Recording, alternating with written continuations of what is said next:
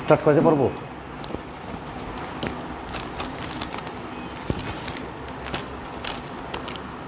আজকে শর্টে যাবো বিধায় অনেকগুলো অপশন করে নিয়ে আসছি, দেখি পারি কিনা মেকআপ করতে।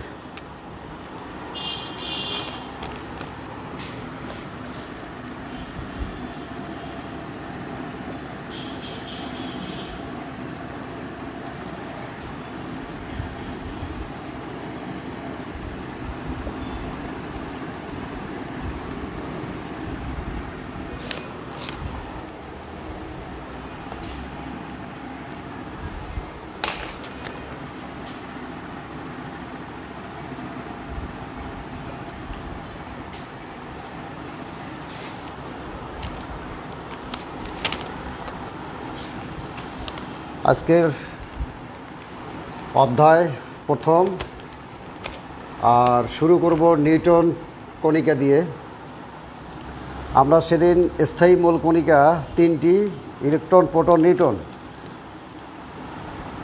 তার মধ্যে ইলেকট্রন এবং প্রোটন সেদিন শেষ করে দেওয়া হয়েছে। আজকে আমরা 3 নম্বর যে মূল কণিকা নিউটন, সেটা দিয়ে শুরু করব। আচ্ছা, নিউটন এটাও পরমাণুর ভিতরে স্থায়ী একটা মূল কণিকা। এটা নিউক্লিয়াসের ভিতরে থাকে প্রোটনের সাথে, এবং এটা যে বিজ্ঞানীটা আবিষ্কার করলেন তিনি হচ্ছেন জেমস চাডউইক 1932 সালে।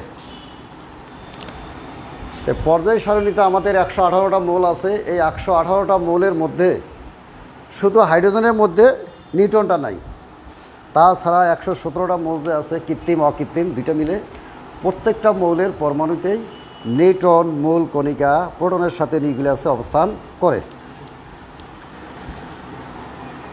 তাহলে সেদিন যা যা শিখছিলাম একটা মূল কণিকার ব্যাপারে, আজকেও আমরা তাইটাই শিখব। নিউটনের পরমাণু নিউক্লিয়াসে প্রোটনের সাথে আর একটি চার্জ নিরপেক্ষ কণা থাকে, তাকে নিউটন বলে। এই নিউটন হাইড্রোজেন ছাড়া সকল মৌলের মধ্যেই আছে।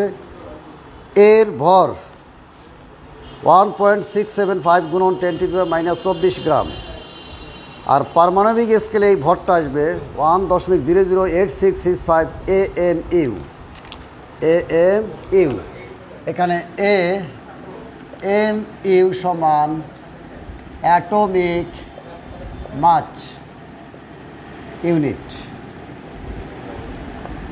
অ্যাটমিক মাস ইউনিট, অর্থাৎ পারমাণবিক স্কেলে এই নিউটনের ভর হবে 1.008665 এত AMU, আর AMU এর অর্থ হচ্ছে অ্যাটমিক মাস ইউনিট।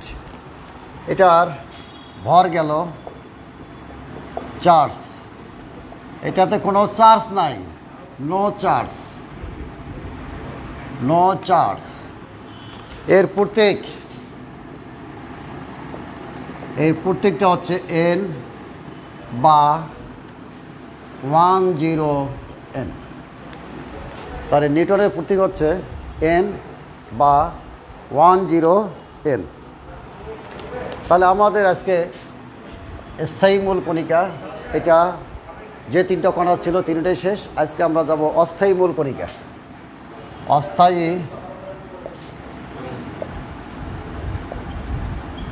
অস্থায়ী মূল কণিকা, এই অস্থায়ী মূল কণিকা আমরা এখানে আজকে 3টা দেখাবো: পজিট্রন, মেসন এবং নিউট্রিনো। পজিট্রন 1932 সালে বিজ্ঞানী অ্যান্ডারসন ধনাত্মক ইলেকট্রন আবিষ্কার করেন। এই ধনাত্মক ইলেকট্রনটা কি বলা হয়? পজিট্রন। এর ভর হচ্ছে ইলেকট্রনের ভরের সমান, তবে বিপরীত আধানযুক্ত। তাহলে এর প্রত্যেকটা হচ্ছে পজিট্রন, এর প্রত্যেকটা হচ্ছে E+, এর প্রত্যেকটা হচ্ছে E+। এবার আমরা পড়ব মেসন, আর একটি অস্থায়ী মূল কণিকা, সেটা হচ্ছে মেসন। আমরা এটা একটু দেখব। 1935 সালে ইউকাওয়া এই অস্থায়ী কণিকা মেসন আবিষ্কার করেন। মেসন 1935 সালে ইউকাওয়া অস্থায়ী মূল কণিকা মেসন আবিষ্কার করেন।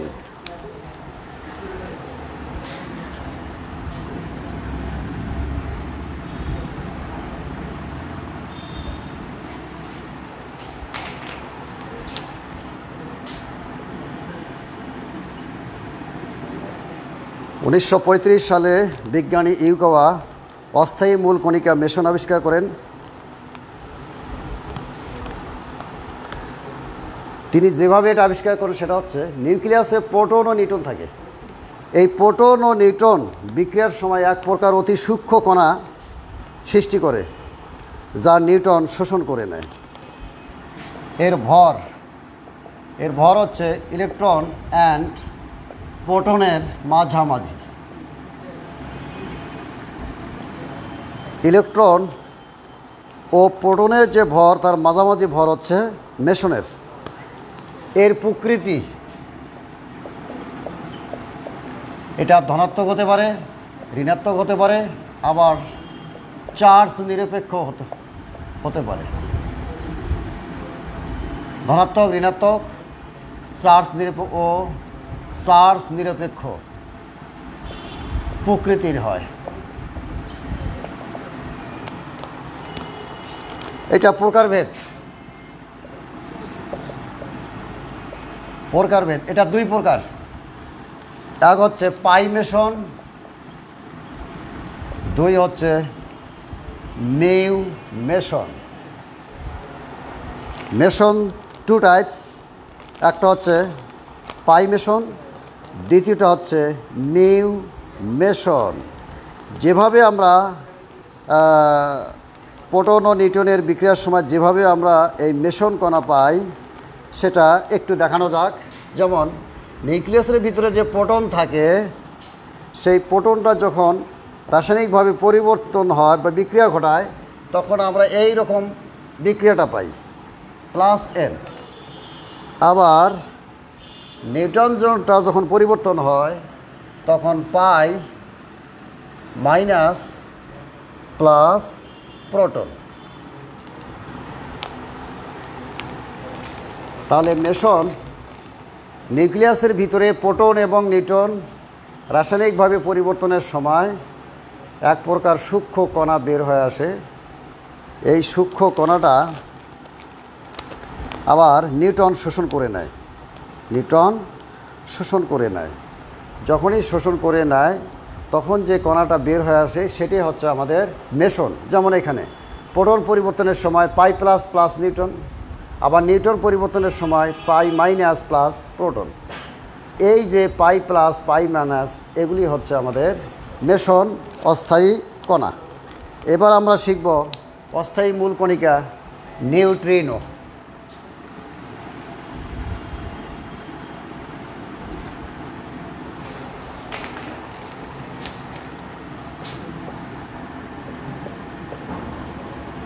নিউট্রিনো এটা একটা অস্থায়ী মূল কণিকা। 1927 সালে বিজ্ঞানী পলি এটা আবিষ্কার করেন। নিউক্লিয়াসে নিউট্রন পরিবর্তিত হয়ে প্রোটন প্লাস ইলেকট্রন তৈরি করে। 1927 বিজ্ঞানী পলি নিউট্রিনো অস্থায়ী কণিকা আবিষ্কার করেন। তিনি যেভাবে এটা আবিষ্কার করেছেন তা হচ্ছে নিউক্লিয়াসে যে নিউট্রনটা থাকে এই নিউট্রনটা পরিবর্তিত হয়ে প্রোটন প্লাস ইলেকট্রনে পরিণত হয়। এই প্রোটনটা নিউক্লিয়াসই থেকে যায় এবং ইলেকট্রনের সাথে আরেক পর সূক্ষ্ম কণা বের হয়ে আসে, তাকেই নিউট্রিনো অস্থায়ী মূল কণিকা বলে। অর্থাৎ বিক্রিয়াটি হচ্ছে এটা নিউক্লিয়াসে থাকে নিউট্রন, এইটা পরিবর্তন হওয়ার সময় পি প্লাস ই মাইনাস, এই প্রোটনটা নিউক্লিয়াসে থেকে যায় এবং ইলেকট্রনের সাথে আরেকটা সূক্ষ্ম কণা বের হয়ে আসে, তারই নাম হচ্ছে নিউট্রিনো। তাহলে আমরা লিখতে পারি নিউট্রন থেকে পাচ্ছি আমরা P plus electron plus neutrino. এইভাবে আমরা নিউট্রিনো নামে অস্থায়ী মূল কণিকা পেয়ে গেছি। আমাদের স্থায়ী অস্থায়ী মূল কণিকা পড়া শেষ হয়ে গেছে। আমাদের ভারী কণিকা অর্থাৎ কম্পোজিট কণিকা এটা আমাদের আপাতত দরকার নাই। আমরা তাহলে পরমাণুর ভিতরে যে মূল কণিকা ছিল থ্রি টাইপসের, একটা হচ্ছে স্থায়ী মূল কণিকা, দ্বিতীয়টা হচ্ছে অস্থায়ী মূল কণিকা, 3 নম্বরটা হচ্ছে ভারী বা কম্পোজিট কণিকা। আমাদের ভারী বা কম্পোজিট কণিকা দরকার নেই, আমরা অস্থায়ী এবং স্থায়ী যে যতটুকু শেখা দরকার আমরা ততটুকু এখানে শিখাই ফেললাম। আমরা এখন শুরু করব পারমাণবিক সংখ্যা। পারমাণবিক সংখ্যা, পারমাণবিক সংখ্যা এটা আমরা বুঝব। একটু আমরা পরমাণুর যে মডেল, সে মডেলটা একটু দেখে নেই। পরমাণুর মডেল গোলাকার, আবার পরবর্তীতে আবিষ্কার করা হয়েছে এটা উপবৃত্তাকারও হয়। তা আমরা গোলাকার মডেলটা এখানে আর্ট করে দিচ্ছি। এই মডেলটার মাঝখানে একটা কেন্দ্র আছে, একটা কলম দিয়ে পয়েন্ট করে দেওয়া হলো। এই কেন্দ্রটার নাম হচ্ছে নিউক্লিয়াস। এই নিউক্লিয়াসের মধ্যেই থাকে প্রোটন প্লাস নিউট্রন। আর বাহিরে যে পথটা গোলাকার, এটাকে বলা হয় কক্ষপথ, ইংরেজিতে অরবিট। অরবিট। এই কক্ষপথেই ইলেকট্রনগুলো সর্বদা প্রদক্ষিণ করে। তাই ইলেকট্রনগুলো যে পথে ঘোরে সেই পথকে বলা হয় কক্ষপথ বা অরবিট।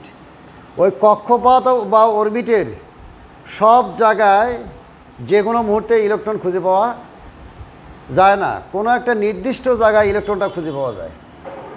যে নির্দিষ্ট জায়গায় ইলেকট্রনটা খুঁজে পাওয়া যায় তাকেই বলা হয় অরবিটাল।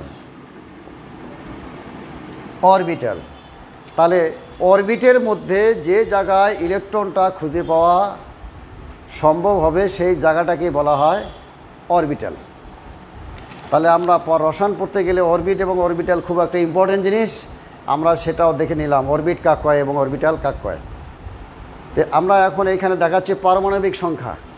পারমাণবিক সংখ্যা অর্থ হচ্ছে নিউক্লিয়াসের মধ্যে ধনাত্মক চার্জযুক্ত যে প্রোটন থাকে, কয়টা প্রোটন থাকে কোনো একটা পরমাণুর, সেই সংখ্যাটাকেই পারমাণবিক সংখ্যা বলে। এটা আবিষ্কার করছে বিজ্ঞানী মোসলে 1913 সালে। 1913 সালে বিজ্ঞানী মোসলে পারমাণবিক সংখ্যা আবিষ্কার করেন। এই পারমাণবিক সংখ্যাকে আবার পারমাণবিক ক্রমাঙ্ক বলে। পারমাণবিক ক্রমাঙ্ক বলে। একই জিনিস পরীক্ষায় যদি আসে, পারমাণবিক সংখ্যা বা পারমাণবিক ক্রমাঙ্ক কাকে বলে, একই জিনিস। যে পরমাণু নিউক্লিয়াসের মধ্যে প্রোটন, ধনাত্মক চার্জযুক্ত প্রোটনের সংখ্যাকেই পারমাণবিক সংখ্যা বা পারমাণবিক ক্রমাঙ্ক বলে। যেমন দেই, অক্সিজেনের প্রোটন সংখ্যা 8।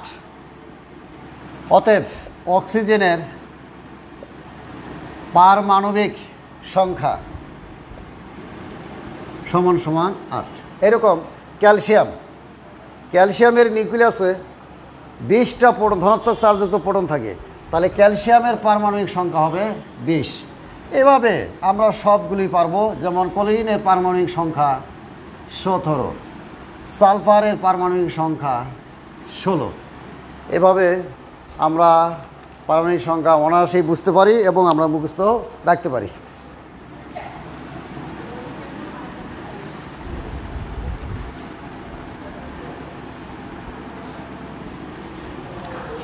আমরা এবার যাব পরমাণু কোশ্চেন, ভেরি ভেরি ইম্পর্টেন্ট। পরমাণু বিদ্যুৎ বা চার্জ নিরপেক্ষ কেন? এটা সংক্ষিপ্ত প্রশ্ন অথবা অতি সংক্ষিপ্ত প্রশ্ন আকারে আসতে পারে, খুব ইম্পর্টেন্ট। কিছুই নাই, পরমাণুর মডেলটা যদি মাথায় থাকে আমরা অনায়াসে এর অ্যান্সারটা লিখতে পারবো। উত্তর মডেলটা আবারও দিয়ে দিচ্ছি, প্রোটন প্লাস নিউট্রন, বাইরে আছে ইলেকট্রন। একটা পরমাণুর যদি আমরা ইলেকট্রন বিন্যাসে যাই বা মডেলে যাই, তাহলে দেখা যাবে একটা পরমাণুর নিউক্লিয়াসের ভিতরে ধনাত্মক চার্জযুক্ত যে কটা প্রোটন থাকে, ওই নিউক্লিয়াসকে কেন্দ্র করে বাহিরের গোলাকার পথে ঋণাত্মক চার্জযুক্ত ঠিক ততটা ইলেকট্রনও থাকে।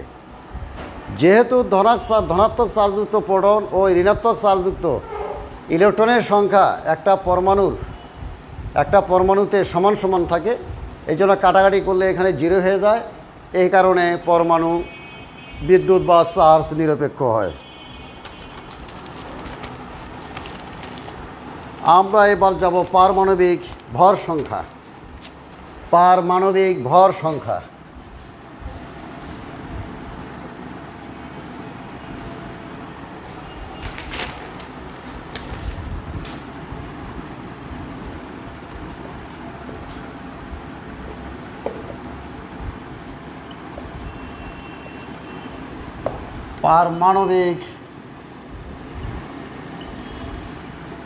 পারমাণবিক ভর সংখ্যা খুব সহজ।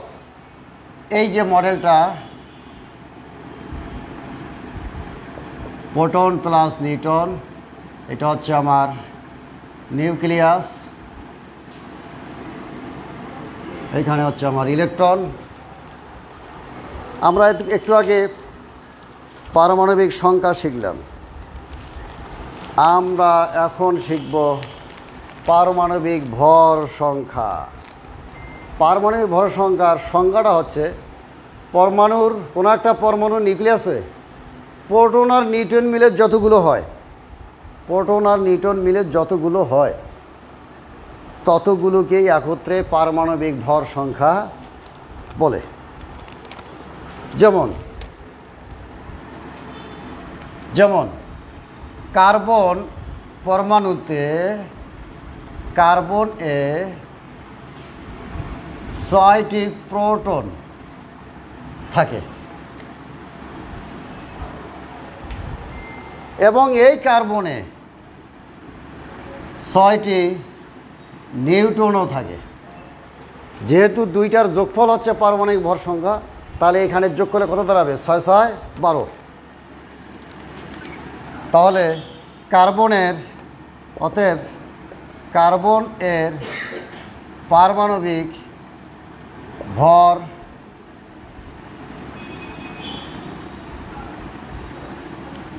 সংখ্যা সমান সমান 6 যোগ 6 সমান সমান 12। অতএব কার্বনের পারমাণবিক ভর সংখ্যা আমাদের এখানে দাঁড়াচ্ছে 12। একইভাবে নাইট্রোজেনের পারমাণবিক ভর সংখ্যা সমান সমান 7টা আছে প্রোটন, 7টা আছে নিউট্রন, সমান সমান 14। সালফার এর পারমাণবিক ভর সংখ্যা, সালফারের প্রোটন আছে 16, নিউট্রনও আছে 16, সমান সমান 32। এভাবে আমরা 1 থেকে 30 অথবা 1 থেকে 50 পর্যন্ত যে মৌলিক পদার্থ আছে পর্যায় সারণীতে, আমরা সেখানে এই 50 পর্যন্ত আমরা মুখস্থ করে নিলে আমাদের খুব সুবিধা হবে। আচ্ছা, আমরা এখন যাব নিউক্লিয়ন সংখ্যা। পারমাণবিক ভর সংখ্যাকেই নিউক্লিয়ন সংখ্যা বলে। নিউক্লিয়ন সংখ্যা বলে একই জিনিস। পারমাণবিক ভর সংখ্যা যার নাম তাকে নিউক্লিয়ন সংখ্যাও বলে। পরীক্ষায় সংক্ষিপ্ত প্রশ্ন অথবা অতি সংক্ষিপ্ত প্রশ্ন আকারে আসতে পারে, খুব ইম্পর্টেন্ট। আবার পারমাণবিক ভর সংখ্যা যে ছিল সেটাও খুব ইম্পর্টেন্ট। আমরা এখন চলে যাব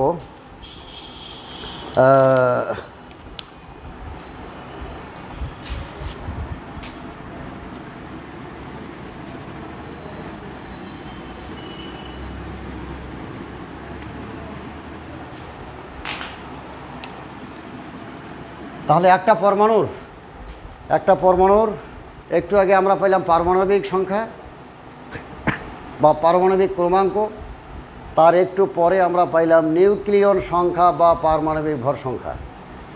এই পরমাণুর রসায়নে পরমাণু শেখা মানে আর প্রতীক লেখা শিখতে হবে। এই প্রতীকটা লিখে, কোনো একটা পরমাণু প্রতীক লিখে ওই ভর সংখ্যা এবং পারমাণবিক সংখ্যা কোথায় থাকে, কিভাবে লিখতে হয় তা হয়তো আমরা জানি না, আমরা একটু জানার চেষ্টা করি। একটা পরমাণুর ভর ও পারমাণবিক সংখ্যা কিভাবে লিখতে হয় প্রতীকের সাথে একটু দেখে নেই। কার্বনের বেলায়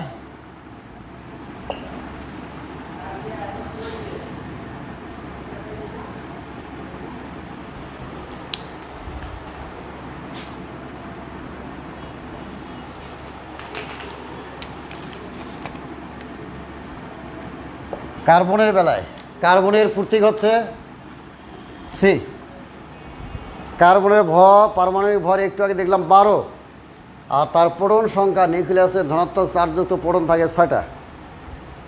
কোনো পরমাণুর প্রতীকের বাম পাশে নিচে, তাহলে এটা বাম, এই প্রতীকের বাম এটা, এবং তার নিচ হচ্ছে এটা, এই নিচে হচ্ছে তার প্রোটন সংখ্যা বা পারমাণবিক সংখ্যা বা পারমাণবিক ক্রমাঙ্ক, এইটা লিখতে হয়। আবার একটা পরমাণুতে আমরা একটু আগে বলছি যে কটা প্রোটন থাকে সেই কটা ইলেকট্রনও থাকে। তাহলে কার্বনের প্রোটন সংখ্যা যদি 6 তাহলে তার ইলেকট্রন সংখ্যাও 6, অর্থাৎ বাম পাশে প্রতীকের বাম পাশে নিচে প্রোটন সংখ্যা বা ইলেকট্রন সংখ্যা লিখতে হয়। আর পারমাণবিক ভর সংখ্যা সেটা প্রতীকের বাম পাশে উপরে লিখতে হয়। যেমন কার্বনের পারমাণবিক ভর সংখ্যা হচ্ছে 12, তাহলে এই 12টা এই জায়গায়। তাহলে অনেক সময় এই ধরনের একটা প্রশ্ন আসতে পারে, এত দিয়ে কি বোঝায়, এই প্রতীকটা দিয়ে কি বোঝায়, প্রশ্ন আসতে পারে। 12 6 কার্বন, এই প্রতীকটি দিয়ে কি বোঝায়, এটা দিয়ে আমরা যা উত্তরের বেলায় লিখতে হবে, আমরা যা বুঝি এই কার্বনের প্রোটন বা ইলেকট্রন সংখ্যা হচ্ছে 6 এবং তার ভর সংখ্যা বা নিউক্লিয়ন সংখ্যা হচ্ছে 12। এই প্রতীকটি দিয়ে আমরা বুঝি এটি কার্বনের প্রতীক, এবং কার্বনের প্রতীকের বাম পাশে উপরে যে 12 সেটা হচ্ছে পারমাণবিক ভর সংখ্যা, আর নিচে যে 6 আছে সেটি প্রোটন বা ইলেকট্রন সংখ্যা। এটাও সংক্ষিপ্ত, অতি সংক্ষিপ্ত আকারে প্রশ্ন আসতে পারে। তাহলে আমরা এরকম আরও দিতে পারি। তাহলে নাইট্রোজেনের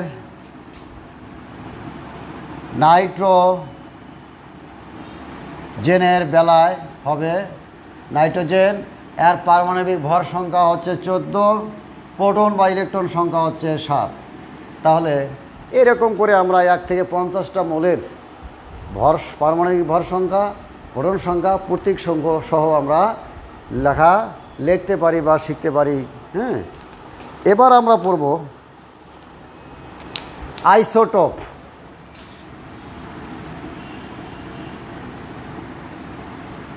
আইসোটোপ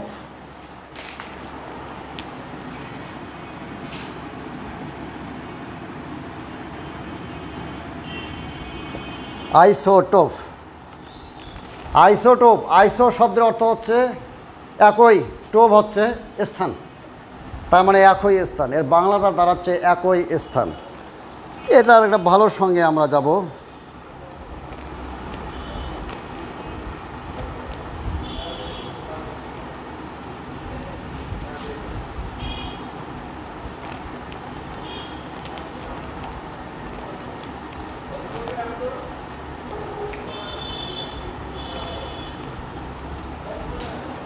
আইসোটোপ শব্দের অর্থ হচ্ছে একই স্থান।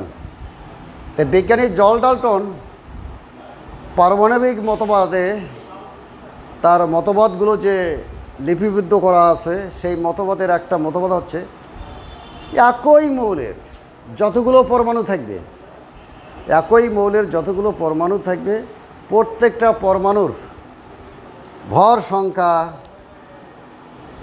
সমান, ভর সংখ্যা সমান। যেমন নাইট্রোজেন, একটা নাইট্রোজেন মৌল নিলাম, এর মধ্যে পরমাণু নিলাম 50টা। বিজ্ঞানী জন ডাল্টনের মতে এই 50টা নাইট্রোজেন পরমাণুর ভর সংখ্যা প্রত্যেকটারে হবে একই, অর্থাৎ সমান।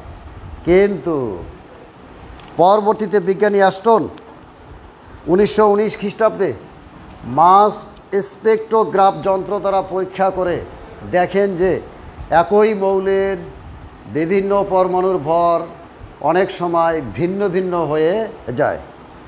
এই ভিন্ন ভিন্ন হয়ে যায়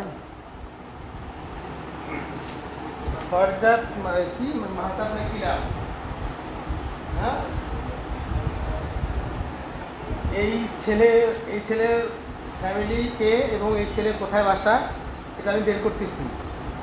লাইভ ক্লাসের নিচে এই ধরনের কমেন্ট আর এই ধরনের ল্যাঙ্গুয়েজ ইউজ করা কোন ফ্যামিলির শিক্ষা, এটা আমি ব্যবস্থা নিচ্ছি, তোমার ব্যবস্থা নিচ্ছি এবং ফ্যামিলিকেও বিষয়টা নিয়ে তোমার আপনাদের সাথে কথা বলবো।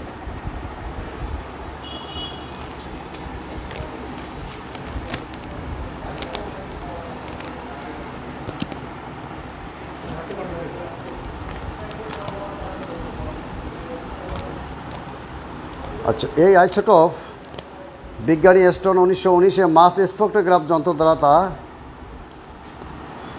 ভুল প্রমাণ করেন এবং তিনি বলেন যে একই মৌলের বিভিন্ন পরমাণুর পারমাণবিক ভর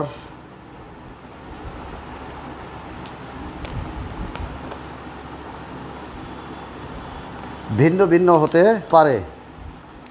যেমন তিনি দেখান নিয়ন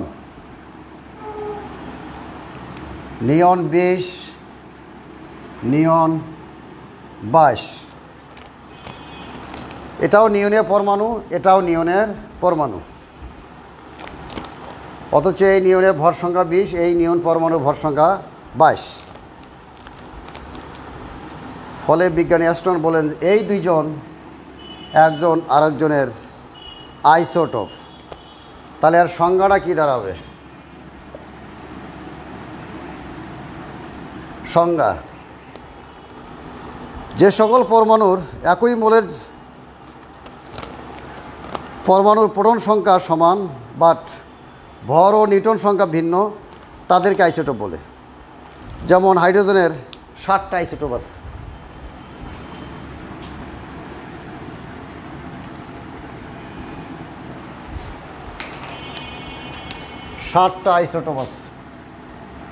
হাইড্রোজেনের 60টি isotope: 11H, 21H, 31H, 41H, 51H, 61H, 71H।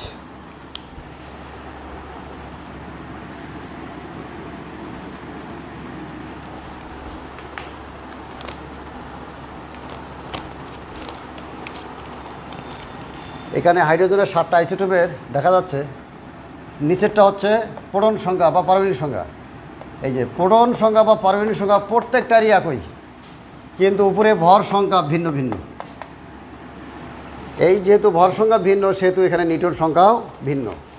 তাহলে আমরা আইসোটোপের হাইড্রোজেনের 60টা উদাহরণ দিয়ে আমরা বুঝতে পারলাম যে ভর সংখ্যা নিউটন সংখ্যা ভিন্ন বা প্রোটন সংখ্যা সমান যে সকল মৌলের পরমাণু তারা একজন আরেকজনের তারা হচ্ছে আইসোটোপ। তো হাইড্রোজেনের 60টা আইসোটোপ প্রকৃতিতে আমরা 60টা আইসোটোপ পাই। তার মধ্যে প্রথম তিনটা হচ্ছে প্রাকৃতিক, আর পরে 4টা হচ্ছে কৃত্রিম।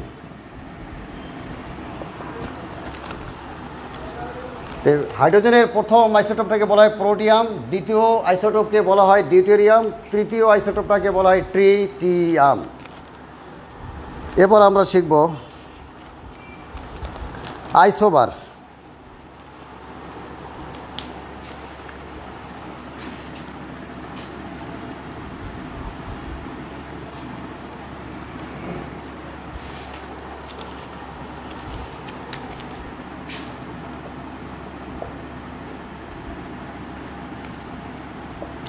এবার আমরা শিখব আইসোবার। যে সকল মৌলের পরমাণুর ভর সংখ্যা সমান বা প্রোটন সংখ্যা ভিন্ন তাদেরকে আইসোবার বলে। যেমন আর্গন, ক্যালসিয়ামের ভর সংখ্যা 40, প্রোটন সংখ্যা 20। আর্গনের ভর সংখ্যা 40, প্রোটন সংখ্যা 18। তাহলে এরা দুইজন পরস্পরের আইসোবার। বিভিন্ন মৌলিক পদার্থের ভিন্ন ভিন্ন পরমাণুর যাদের ভর সংখ্যা সমান বা প্রোটন সংখ্যা ভিন্ন হয় সেই সকল ভিন্ন ভিন্ন মৌলের পরমাণুগুলো একজন আরেকজনের আইসোবার। এরকম আমরা আরও দেখাইতে পারি। Copper 64, 29, zinc 64, 30। এখানে কপার এবং জিঙ্ক উভয়ের ভর সংখ্যা একই বাট প্রোটন সংখ্যা ভিন্ন, ফলে এই কপার এবং জিঙ্ক পরস্পরের আইসোবার। আমরা এবার শিখব আইসোটোন।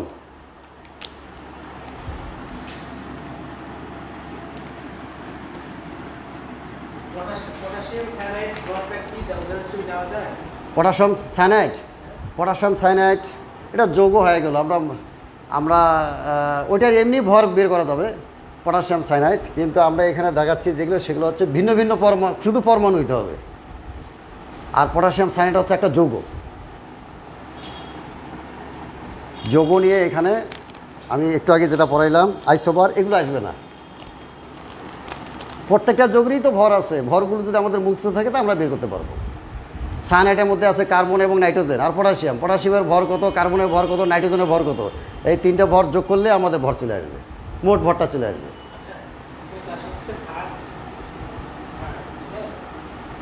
ফার্স্ট থার্ড ইটিএমটি, সিটিসিএমটি, ঠিক আছে। আচ্ছা, আমরা যাব এখন আইসোটোন।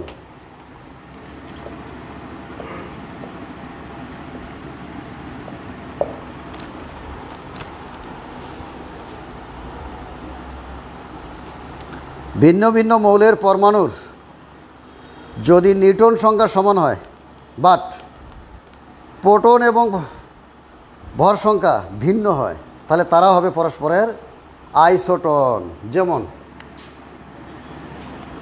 যেমন হাইড্রোজেন এবং হিলিয়াম মৌলিক পদার্থ, পরমাণু দুইটা নিলাম।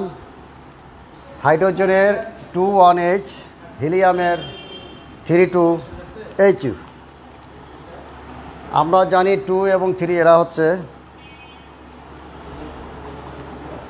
ভর সংখ্যা, আর নিচের 1 এবং 2 হচ্ছে পারমাণবিক সংখ্যা বা পারমাণবিক ক্রমাঙ্ক, অর্থাৎ প্রোটন সংখ্যা। তো এখানে বলা হয়েছে যে দুইটা ভিন্ন মৌলিক পদার্থের পরমাণুর নিউটন সংখ্যা সমান, বাট প্রোটন এবং ভর সংখ্যা ভিন্ন, তাদেরকে আইসোটোন বলে। আমরা একটু দেখে নিই নিউটন সংখ্যা সমান দাঁড়ায় কিনা। নিউটন সংখ্যা সমান ভর সংখ্যা মাইনাস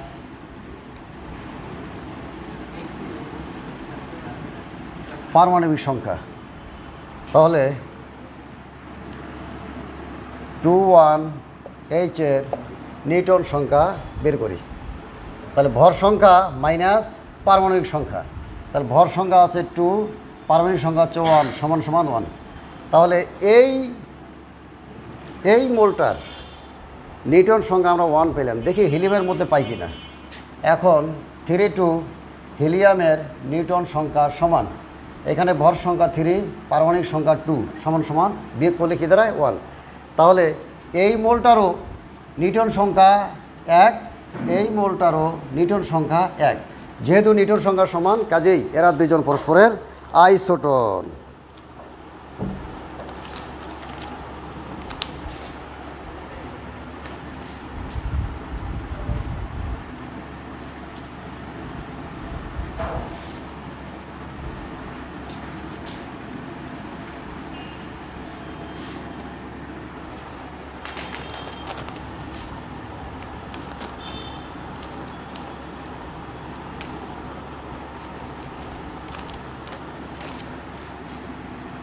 মৌলের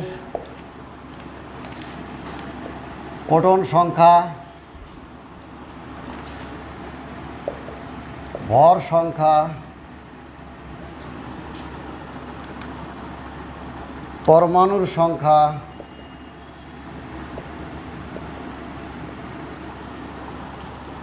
চার সংখ্যা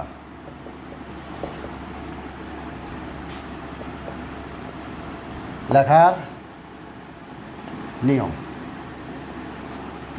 একটা মৌলকে পুরো রূপ দিয়ে যদি লিখতে যাই তাহলে ভর সংখ্যা লাগবে, পারমাণবিক সংখ্যা লাগবে, চার সংখ্যা লাগবে এবং পরমাণুর সংখ্যাটাও লাগবে।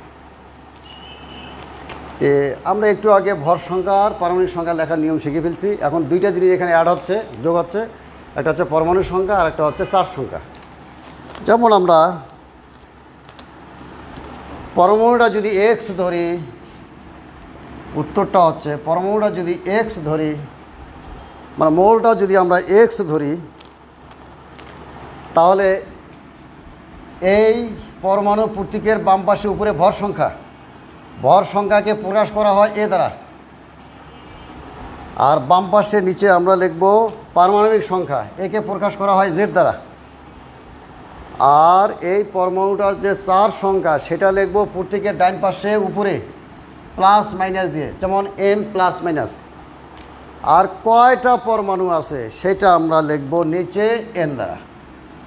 তাহলে এইটা দিয়ে কয়টা পরমাণু আছে সেটা বোঝায়। এইটা দিয়ে চার্জ কত, দ্বি ধনাত্মক দ্বি ঋণাত্মক এগুলো না, মনোধনাত্মক মনোঋণাত্মক না ত্রিধনাত্মক ঋণাত্মক এগুলো, সেটা এখানে বসাবো।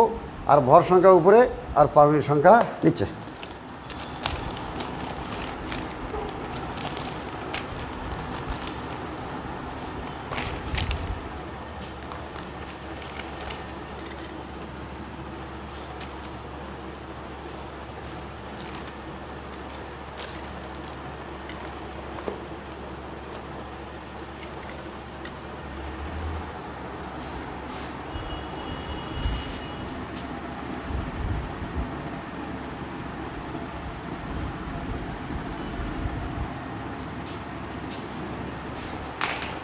আচ্ছা, আমরা এখন শিখব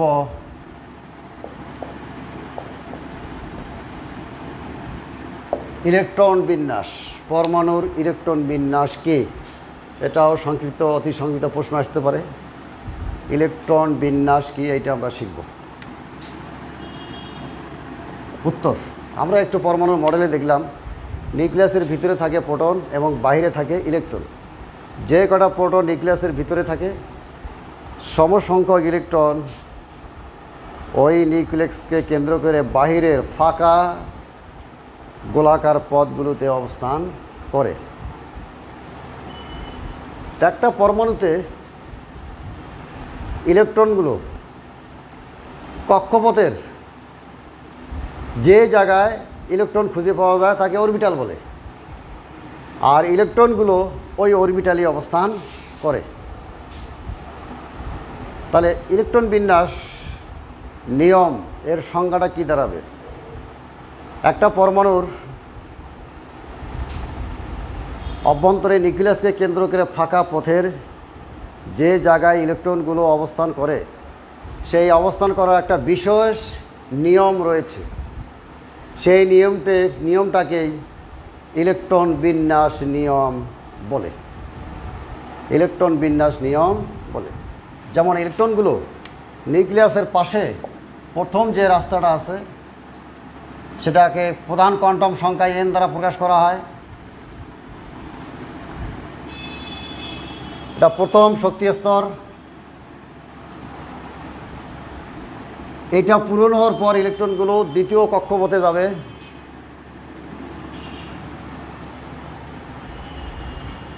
এটাও প্রধান শক্তি স্তর। এটা যদি n1 হয় তাহলে এটা n2। এইভাবে ইলেকট্রন পূরণ হওয়ার পর আবার 3 নম্বর কক্ষপথে যাবে, এটা n3। আরও যদি ইলেকট্রন থাকে সেটা পরের রাস্তায় যাবে, সেটা হবে n4। এই প্রতিটা রাস্তায় ইলেকট্রন যে প্রবেশ করে অরবিটালে, সেই ইলেকট্রনগুলো প্রবেশ করার একটা বিশেষ নিয়ম আছে। সেই নিয়মে ইলেকট্রনগুলো পুনর্বিন্যস্ত করে দেখানো হয়। এই নিয়মটাকে ইলেকট্রন বিন্যাস বলে। তো এই ইলেকট্রন বিন্যাসের উপর ভিত্তি করে কয়েকটা সূত্র, গুরুত্বপূর্ণ সূত্র আমাদের হাতে আবিষ্কার হয়ে আছে। সেই সূত্রগুলোর প্রথম সূত্রটা হচ্ছে পাউলির বর্জন নীতি। ইলেকট্রন বিন্যাসে পাউলির বর্জন নীতি কি? খুব ইম্পর্টেন্ট কোশ্চেন। পাউলির বর্জন নীতি। পাউলির বর্জন নীতি।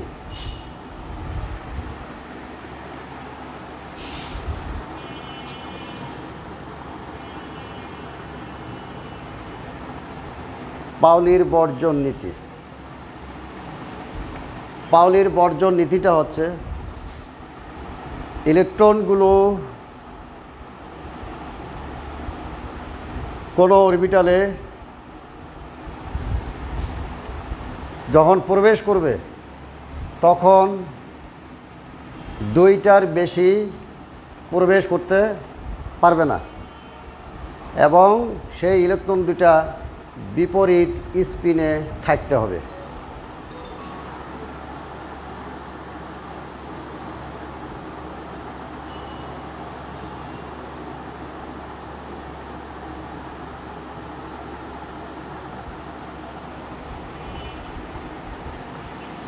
পাউলির বর্জন নীতিটা হচ্ছে কোনো পারমাণবিক অরবিটালে দুইটার বেশি ইলেকট্রন থাকতে পারবে না এবং তা থাকবে বিপরীত স্পিনে। এবং তিনি আরও বলছেন এই দুইটা ইলেকট্রনের প্রতিটার 4টা কোয়ান্টাম সংখ্যার মধ্যে 3টা কোয়ান্টাম সংখ্যার মান একই হবে, কিন্তু চতুর্থ কোয়ান্টাম সংখ্যার মান কখনোই এক হবে না। তাহলে পাউলির বর্জন নীতিতে ইলেকট্রন পারমাণবিক অরবিটালে যে প্রবেশ করে দুইটার বেশি প্রবেশ করে না এবং বিপরীত স্পিনে থাকে। আবার তাদের কোয়ান্টাম সংখ্যা 3টার মান একই হলেও চতুর্থ কোয়ান্টাম সংখ্যার মান ভিন্ন হবে। আমরা একটু দেখে নিই। যেমন হিলিয়ামের ইলেকট্রন 2টা, তাহলে এর ইলেকট্রন বিন্যাস হচ্ছে 1s2 1s2। এখানে 1 হচ্ছে প্রধান কোয়ান্টাম সংখ্যা, যেহেতু এটা 1 কাজে এটা প্রথম শক্তি স্তর যাকে N1 দ্বারা প্রকাশ করা হয়। আর এজ হচ্ছে পারমাণবিক অরবিটাল, এখানে ইলেকট্রনগুলো প্রবেশ করবে। এবং একটু আগে বলা হয়েছে পারমাণবিক অরবিটালে দুইটার বেশি ইলেকট্রন থাকতে পারবে না এবং ইলেকট্রন দুইটা থাকবে বিপরীত স্পিনে। অর্থাৎ এটা যদি আমরা মডেলে দেখাই তাহলে দাঁড়াবে এই একটা ইলেকট্রন এই উপরের দিকে অর্ধ তীর চিহ্ন, আর একটা ইলেকট্রন নিচের দিকে অর্ধ তীর চিহ্ন দ্বারা প্রকাশ করা হয়েছে। এটারই নাম হচ্ছে বিপরীত স্পিন। বিপরীত স্পিন। এইভাবে বিপরীত স্পিনে দুটি ইলেকট্রন থাকবে এবং তাদের 3টা কোয়ান্টাম সংখ্যার মান একই হলেও চতুর্থ কোয়ান্টাম সংখ্যার মান ভিন্ন হবে। তাহলে আমরা কোয়ান্টাম সংখ্যাগুলো দেখি। যেহেতু এখানে প্রধান শক্তি স্তর n = 1, তার মানে n = 1। এর সর্বে 4টা কোয়ান্টাম সংখ্যা আছে, 4টা কোয়ান্টাম সংখ্যা আছে n l m s। Quantum সংখ্যা 4টা। এটা হচ্ছে প্রধান কোয়ান্টাম সংখ্যা n, সহকারী কোয়ান্টাম সংখ্যা l, চুম্বকীয় কোয়ান্টাম সংখ্যা m, স্পিন কোয়ান্টাম সংখ্যা s। তিনি বলছে যে এই 4টা কোয়ান্টাম সংখ্যার 3টার মান একই হলেও চতুর্থ কোয়ান্টাম সংখ্যার মান ভিন্ন হবে। একটু দেখে নেই হিলিয়ামের বেলায় চতুর্থ কোয়ান্টাম সংখ্যার মানটা ভিন্ন হয় কিনা। তো এখানে রাস্তা হচ্ছে 1 নম্বর, তাহলে n = 1। আর s অরবিটালের জন্য সহকারী কোয়ান্টাম সংখ্যা 0, তাহলে l = 0। এবং চৌম্বকীয় কোয়ান্টাম সংখ্যাও এই ক্ষেত্রে 0, m = 0। তাহলে s এর মান সমান s এর মান দাঁড়াবে, স্পিন কোয়ান্টাম সংখ্যার মান দাঁড়াবে +½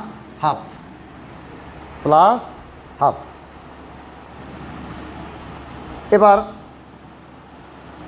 আরও একটা ইলেকট্রন থাকলো, একটা ইলেকট্রন দেখাই দিলাম, আরও একটা ইলেকট্রন থাকলে তাহলে এইটার জন্য n = 1, l = 0, m = 0 এবং স্পিন কোয়ান্টাম সংখ্যা s = হবে -½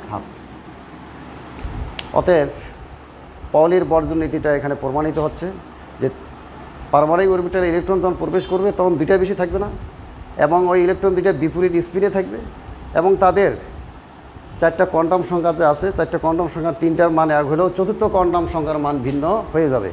এখানে দেখা যাচ্ছে স্পিন কোয়ান্টাম সংখ্যা প্রথম ইলেকট্রনের জন্য s = +½ দ্বিতীয় ইলেকট্রনের জন্য s = -½ অতএব এই নিয়মে আমরা ইলেকট্রন বিন্যাস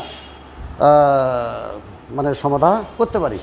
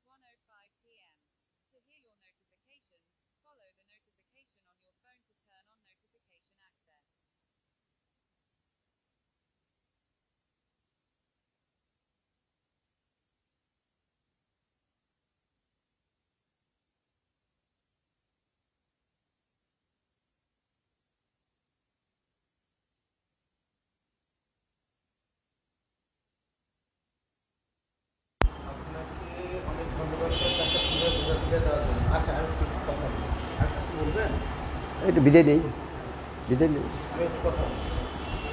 আমি শেষ করে দিই। তো আজকে পলির বর্জ্য নীতি পর্যন্তই থাকলো। আগামীতে তোমরাও সুস্থ থাকো, আমরাও সুস্থ থাকি। সুস্থ থাকলে দেখা হবে। করোনার মধ্যে চেপে চলি আর সজাগ থাকি, এই বলে আজকের লেকচার এখানেই শেষ। আগামীতে দেখা হবে।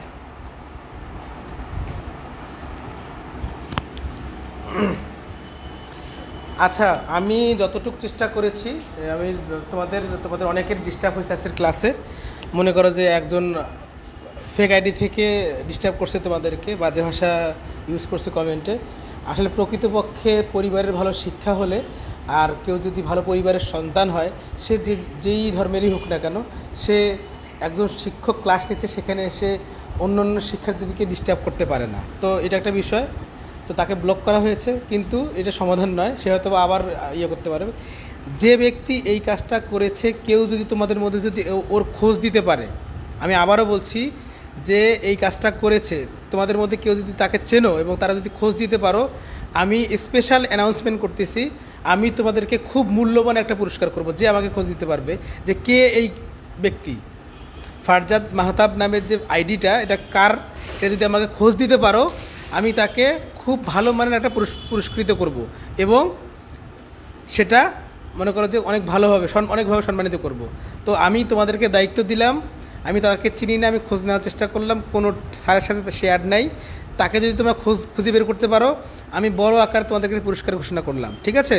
এবং কী দিব সেটা অবশ্যই ভালো কিছু দিব। তো আশা করি সবাই ভালো থাকবা, আর আমি চেষ্টা করবো নেক্সট ক্লাস থেকে যেন তোমাদের কোনো ঝামেলা না হয়। ভালো থাকবা সবাই, আল্লাহ হাফেজ।